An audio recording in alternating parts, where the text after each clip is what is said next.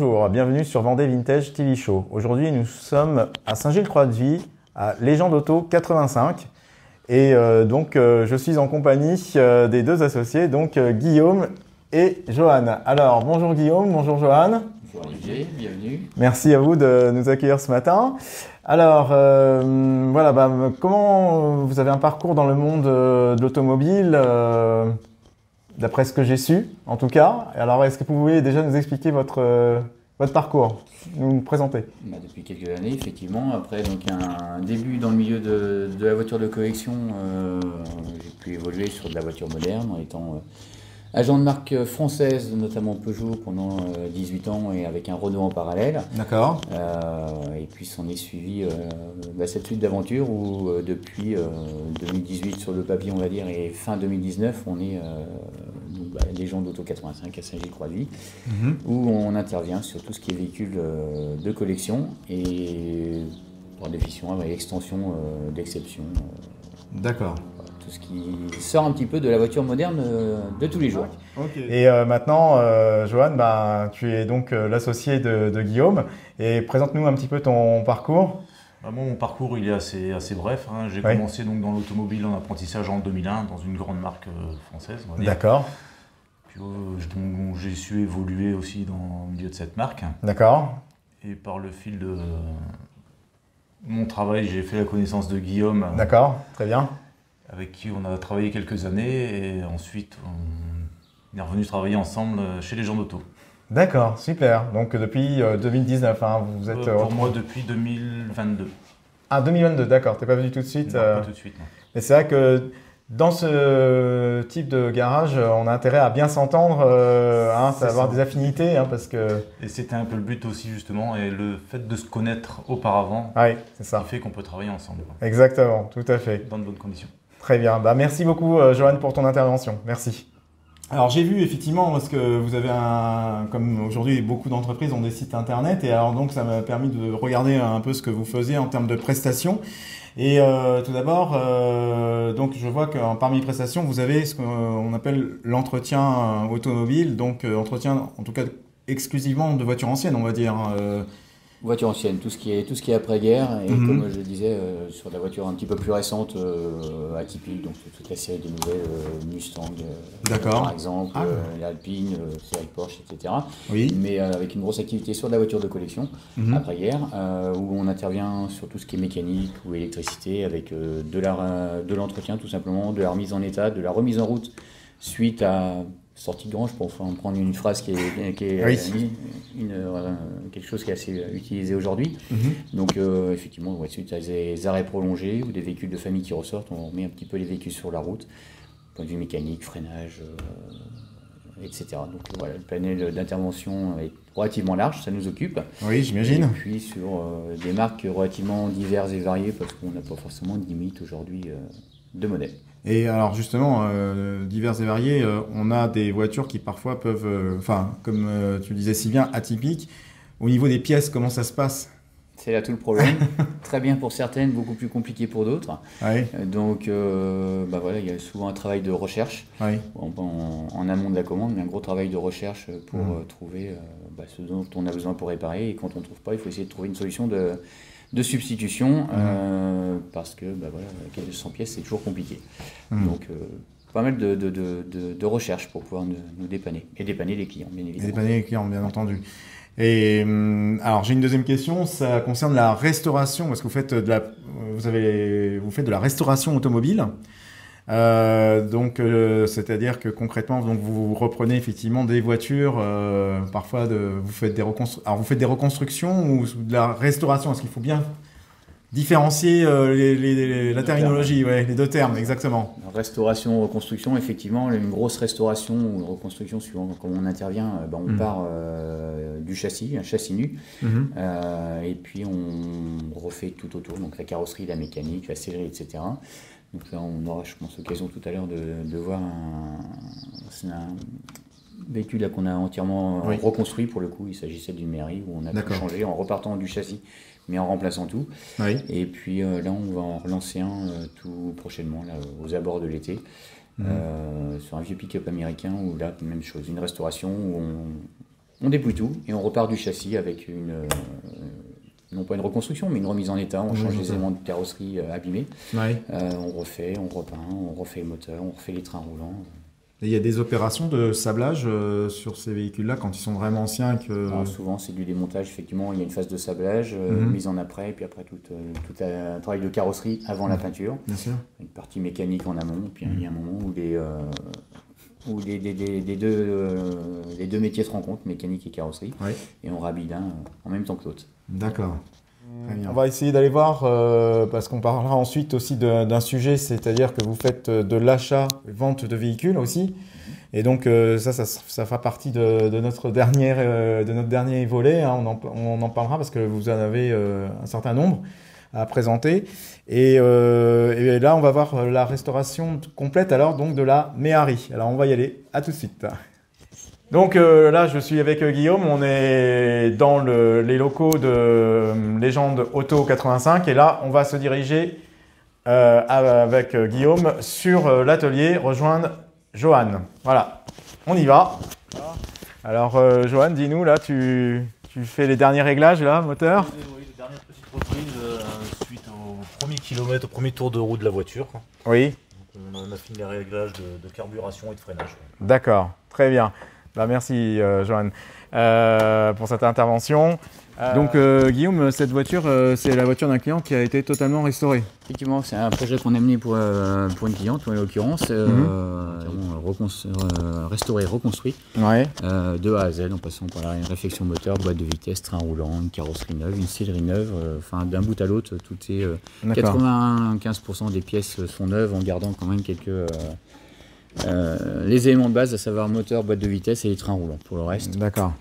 Et là, les pièces, vous les êtes fournies où là du coup Différents partenaires, fournisseurs spécialisés, donc des grandes enseignes qui sont effectivement connues et réputées pour ce type de modèle de véhicules, qui ont donc des modèles sur lesquels on a la chance d'avoir à disposition toutes les pièces détachées dont on peut avoir besoin. D'accord. Pas de soucis de pénurie ou de manque pour les Méhari, pour les 2 chevaux en général. Donc c'était une facilité d'exécution quant à la construction de la voiture.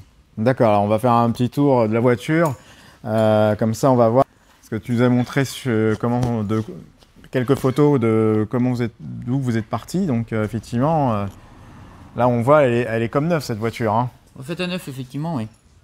Ah oui, voilà, on va faire un tour, là on va replonger là parce que Johan s'est retiré du capot, donc regardez, là on a vraiment un moteur qui a été qui a été refait à neuf, non? Un moteur boîte refait à neuf avec énormément de périphériques remplacés eux aussi, d'autres pièces révisées, reconstruites, carburateur, etc. Mais beaucoup de pièces neuves là encore. D'accord. Et on est parti sur une configuration de Méhari type Azur, c'est pas une vraie Azur d'origine, mais on l'a fait dans cette configuration, donc avec tout des éléments de détail, la carrosserie Biton bleu et blanc, une capote spécifique, une sellerie spécifique, des jantes spécifiques. Donc voilà, on a forcé un petit peu sur les options et la finition. D'accord. En même temps, on est au bord de mer, hein, Saint-Gilles-Croix-de-Vie, on est sur le littoral vendéen. Donc effectivement, c'est sympa d'avoir une voiture dans ce style-là. Ah oui. Oui, donc là, je regarde. Donc, merci Guillaume de nous laisser filmer l'intérieur de la voiture. Donc c'est vraiment très très joli. Hein. On voit tout le travail qui a été fait à l'intérieur parce que j'imagine que ça a pris un certain nombre d'heures, hein, tout ceci. On est sur l'équivalent de 160-180 heures à peu près pour celle qu'on a comptabilisée. Il y a des heures de finition qui sont passées un petit peu hors comptabilité, mais voilà, on voulait effectivement finir sur quelque chose de propre avec un degré de finition qualitatif, je l'espère. Oui, en tout cas, c'est ce qu'on voit clairement, c'est superbe. Hein. C'est vraiment superbe. Hein. Franchement, la réalisation est géniale. Avec le petit autocollant. Le petit autocollant qui cache un petit accessoire. Donc, on a rajouté un couvercle de coffre qui permet de faire quelques courses. En mettant ces achats sous serrure. Ah oui, pas mal. Qui ont été ouverts à tous les courants d'air. Oui, exactement. Ça permet de faire quelques courses. Ah, super. Voilà, donc là, on a fait le tour de la Méhari.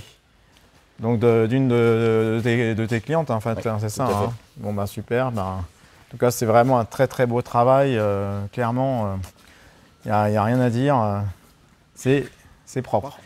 Oui, donc Guillaume, merci déjà de nous avoir présenté la réalisation de votre travail avec Johan sur cette Méhari qui a été totalement restaurée. Et j'ai vu donc sur le site aussi que vous faites de l'achat-vente de véhicules. Et donc là, qu'est-ce que vous proposez actuellement à la vente ?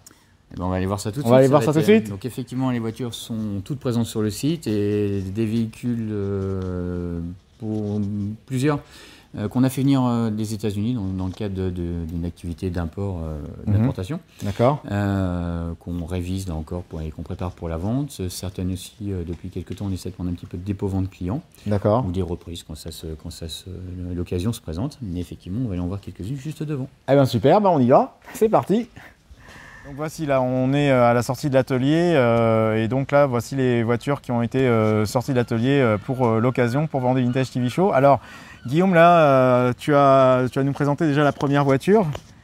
Oui, donc c'est un véhicule qu'on a fait venir des États-Unis. J'ai acheté un client californien, un propriétaire californien. Ouais. Donc il s'agit d'une Datsun 280 ZX Turbo de 1981, donc modèle très peu courant chez nous, parce que ça n'a pas du tout été importé en France. C'est un modèle qui a été prévu pour le marché américain, un peu au Japon et en Australie. Donc dans la dernière lignée des Z, donc la 280 ZX, mais en version turbo.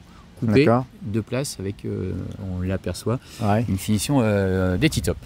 D'accord. Des petits toits amovibles qui se retirent. Qui se retirent, oui. Après, donc, merci Guillaume pour nous avoir présenté la 280 ZX. Alors là, maintenant, on est sur une Ford Mustang. Effectivement, donc ça, on parlait de dépôt-vente tout à l'heure, c'en est un exemple. Un véhicule d'un client qui s'en sert un petit peu moins aujourd'hui, qui souhaite s'en séparer. Donc une Mustang coupée. De 1966 qui a été entièrement refaite en carrosserie avec son V8 289 le 4 litres 7 qui l'équipe. D'accord, très bien. Et puis là, il y en a encore une autre Ford Mustang. Alors, est-ce que c'est un dépôt-vente ou non? Non, un véhicule qui nous vient là encore des États-Unis. Donc oui, voilà, une Mustang en cache une seconde. Donc là, il s'agit d'une Mustang millésime 65, mais de fabrication d'août 64, donc dans les toutes premières. Ah oui. En finition cabriolet avec pas mal d'options d'époque. Donc tout l'intérieur Pony. Au niveau de la finition de la sellerie, console, capote électrique. On va aller la voir plus près, parce que là, elle est décapotée. Ouais, tout à fait. Waouh, mais c'est... Ah, mais elle a été quand même restaurée, c'est pas... Les fauteuils, là, notamment, là, je regarde, on sait pas. Nous, donc c'est un véhicule que j'ai récupéré tel quel au niveau de la carrosserie depuis les États-Unis, là encore. D'accord. Et qui, effectivement, présente plutôt bien dans son ensemble. Ouais. Ah bah, clairement, oui. Et puis là, c'est joli à l'intérieur, parce que là, on voit les poneys... donc les chevaux Mustang, oui, tout à fait, en sérigraphie, ce qu'on appelle la finition Pony. D'accord, c'est ça, c'est ce dont tu parlais. Ok, super. Alors on va continuer sur les autres qui sont présentes. Alors, on arrive sur une Porsche 911 que tout le monde aura reconnu, la ligne légendaire. Donc une 911 3 litres 2 de 1987 cabriolet et qui est équipée de la boîte G50, donc c'est une boîte un petit peu plus fiable que les boîtes 915 et qui est équipée de la dernière série des classes G, des séries G pardon. D'accord, très bien. Allez, on va continuer là, donc on retrouve la Corvette C1 qu'on avait pu découvrir, donc là on s'est rencontrés au salon de l'American Festival à La Roche, donc une Corvette C1 de 1956, donc les toute première carrosserie après la C0 comme on peut l'appeler. Donc Corvette 1956 équipée du V8 de l'époque et en boîte mécanique. D'accord. Qui est équipée là d'un hardtop, mais sous son hardtop elle cache une jolie capote blanche qui vient compléter l'accord donc Venetian Red et Ivoire. D'accord, elle est vraiment très très belle. Et donc celle-ci c'est aussi un import US tout à fait, import des États-Unis qui vient de l'État du Wisconsin et que l'ancien propriétaire avait fait entièrement refaire depuis le châssis, donc châssis, carrosserie, mécanique, sellerie intérieure, tout a été refait d'un bout à l'autre. Et on l'a reçu tel quel, on a simplement fait quelques petites vérifications et révisions mécaniques en préambule à la vente. D'accord, très bien. car tous ces véhicules sont à la vente. Car tous ces véhicules, on le précise, sont destinés à la vente, exactement, tout à fait. Et là, on va arriver sur une Mercedes Pagode 280. Donc là, c'est notre dernier petit jouet à être arrivé. Ouais. Donc c'est un véhicule qui va passer en atelier pour, là encore, une révision, enfin une préparation pour la mise à la vente tout prochainement. D'accord, très bien. Et elle est de quelle année? 1968, donc dans la 280, la dernière lignée des Pagodes. Les Pagodes, oui. Après la 230 et la 250. D'accord. Alors, écoute... Et si on allait faire un petit tour? Si on allait faire un petit tour, exactement. Voilà, et bien donc nous sommes avec Guillaume à bord de cette 280. Vous savez, une 280 SL, donc des Pagodes, en référence à la forme de son pavillon, du toit du hardtop. Exactement, ouais. Donc ça c'est un modèle, notre dernière rentrée en stock, donc c'est un véhicule qui va être proposé à la vente prochainement, ouais, après qu'elle soit passée à l'atelier pour une révision, la vision complète. Donc la 280 étant la descendante de toutes les Pagodes, la 230, la 250, et qui elles-mêmes ont succédé au 190 SL. D'accord. Voilà. Ok, et donc tu proposes une garantie de combien de temps sur ce type de véhicule? Donc après, les garanties peuvent aller de 3 mois à 1 an suivant le désir et la négociation des clients aussi. D'accord. Ça fait l'objet. Ouais. Donc cette Pagode est de 1968 et équipée donc du moteur du 2,8 litres. D'accord, très bien. Alors effectivement, nous on s'était déjà vu à plusieurs reprises, hein. On s'était vu au Haras de Vendée, à l'Endurance Auto. C'était en mars dernier déjà, et puis tu avais exposé une Corvette Stingray Indianapolis. Voilà, une jolie voiture qui t'avait un petit peu tapé dans l'œil, et donc tu nous as reparlé. Donc je n'ai pas aujourd'hui pour la présenter et pour t'emmener à son bord, donc simplement parce que c'est un véhicule, là encore, que j'avais fait venir depuis les États-Unis, et qui a été vendu à un client, une cliente locale en l'occurrence. D'accord. Donc c'était une Corvette C3, de 1978. Et qui arborait effectivement toute la finition Pace Car. En 1978, Chevrolet avait sorti une série anniversaire où les Corvettes C3 étaient en série piton, noire et grise. Et dans cette série anniversaire, il y avait une série limitée. La Corvette Pace Car, donc que tu as pu voir, et qui était une des 6502 exemplaires, à savoir un exemplaire par concessionnaire Chevrolet dans le monde, qui avait été sorti à l'occasion des 25 ans de la Corvette. D'accord, bah dis donc, c'est un modèle rare que tu avais acquis, hein, en tout cas. Modèle relativement rare, oui, donc 6502 exemplaires, et celui-ci avait été entièrement, là encore, reconstruit. Donc on avait des petites photos de l'époque, non pas les Polaroid mais les photos, où on pouvait voir donc la voiture reconstruite, restaurée depuis le châssis, tout comme sa carrosserie, le moteur. On avait pas mal de photos de détail, donc forcément qui ont suivi le véhicule et qui sont à propriété de sa nouvelle propriétaire. Mais un véhicule entièrement reconstruit et que j'avais fait venir de Floride cette fois-ci. De Floride. De Floride, tout à fait. D'accord. En tout cas, c'est vrai que tu fais venir pas mal de voitures de là-bas finalement, des États-Unis. Les États-Unis étaient un moyen de trouver des véhicules, alors les véhicules américains par la force des choses, des véhicules anglais ou toute autre marque. On a vu la Porsche tout à l'heure. Pourquoi? Parce que de par la surface du territoire, c'est vrai qu'il y a une forte proportion des voitures construites qui ont été exportées vers les États-Unis. Donc ça permettait encore il y a peu de temps d'avoir un volume de sourcing. Voilà. Depuis, le marché a un petit peu évolué, le sourcing diminue, le marché a un petit peu évolué quand même au niveau sur le marché américain, avec une hausse des prix, le cours du dollar et le coût des transports qui sont un petit peu moins intéressant. Donc voilà, ça se complique, il y a des manières de travailler évoluent vers d'autres destinations et aujourd'hui également. Mais l'importation, entre autres depuis les États-Unis, est une activité qu'on a pu mener pendant quelques années. Tu allais les chercher directement alors? Non, j'avais des contacts, quelques contacts français, et puis il m'est arrivé souvent d'acheter à des garages avec la récurrence et qui on avait noué des liens. Des liens commerciaux et puis de confiance, et il y avait de la sympathie derrière tout ça. Ce qui est important, la confiance, parce que dans le domaine des anciennes, on peut parfois, comme on dit, familièrement tomber sur des merguez, et donc c'est vrai que c'est important d'avoir un bon réseau de confiance dans ce milieu-là. clairement. Ok. Eh ben, écoute, on va pas tarder à rentrer chez toi, là, les gens d'Auto 85. Et puis, eh ben, on va se